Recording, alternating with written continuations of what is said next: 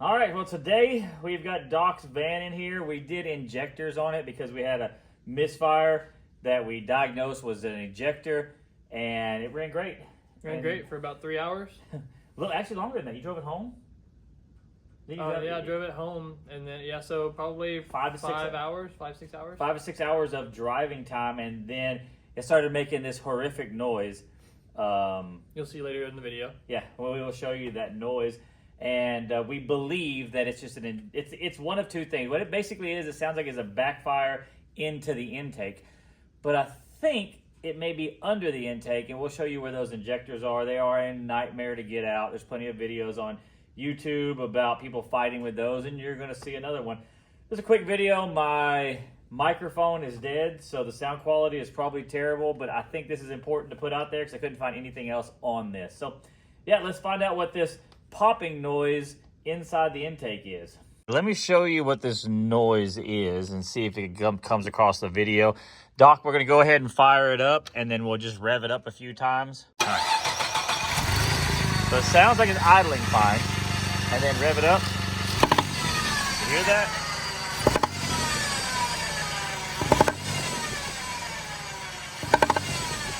All right, and then we know a cylinder number 2 from the scan. So we'll disconnect the fuel cylinder 2. All right, go ahead.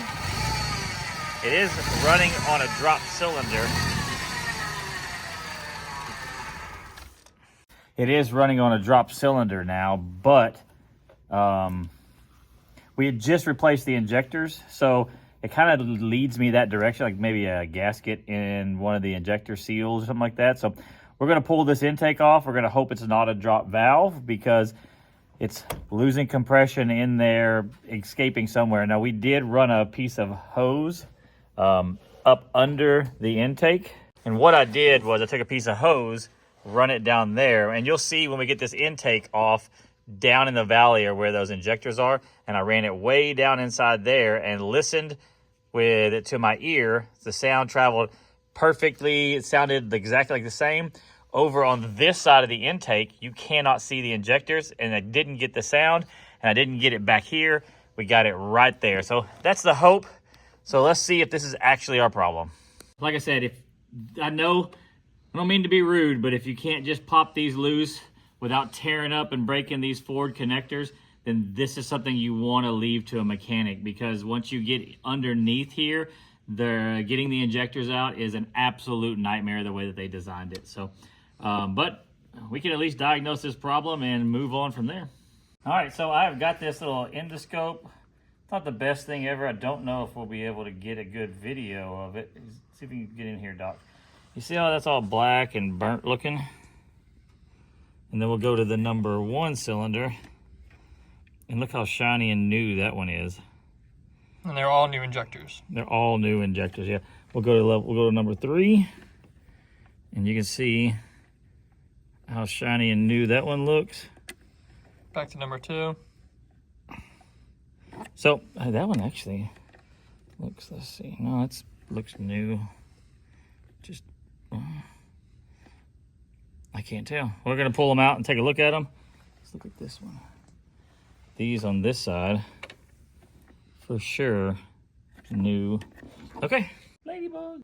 Right now, I'm sort of hopeful that we may have found the problem without having to buy a motor, because that was our original thought, was we had cracked a valve or something like that. I do want to, while I have everything together, I'm going to do a compression test, or like at least put some pressure in that cylinder to see exactly where it's at. So maybe I can see something. If it shows up, great. If not, then you'll be seeing the injectors out next. All right, when you do knock these, this is a fuel rail. As you see, if the intake's off, the fuel rail's there. The injectors are buried in there like we were talking about. This right here, obviously you notice when you took this off, it probably had pressure. If this vehicle's ran within the last day, probably, well, this line here runs down and splits into these 2 injector rails. So you need to make sure that you open those up very slowly. And then I put a rag over it to unscrew it so you can get all the fuel pressure. It will have pressure. These injector systems for these direct inject motors are really, really high pressure. Not like a normal 30 psi there, sometimes in the hundreds. So as you can see, all the burn and crispiness from this one here, it was definitely blowing by. I'm guessing the seal just here went bad, so we'll clean it up, do the best we can to clean it up, clean out the cylinder, that area, and go back in with a new one. So, yep. That's the problem. It was not a $5,000 engine. That makes this drumming sound that you heard earlier. And quick and easy fix? No. A lot cheaper than a new motor. It's a lot easier as well. Yeah. This was the new one that we just picked up, and as you can see, it was damaged in the box when we picked it up. Make sure that you do a good job of investigating the parts when you pick them up so you don't end up driving all the way to the shop or wherever the repair is with a damaged part that you have to take back and, exchange. They did exchange it for me because I have a shop, but if you were just a walk-in customer, they may think you're trying to pull a fast one. So once again, make sure you inspect it right there in front of the guy at the counter. About 115 miles on it, something like that, since that repair. And you can hear there's no popping or anything. It's idling and running good, except for that noisy, what's it called, power steering pump. But yeah, that's it. So if you get a popping noise underneath there, that's definitely something to look at. We thought we had a valve possibly originally leaking by and it was backfiring through the intake. But fortunately this time it was a seal busted on the injectors up under the intake. So, all right, well, thanks for watching this quick, short, we fixed it video.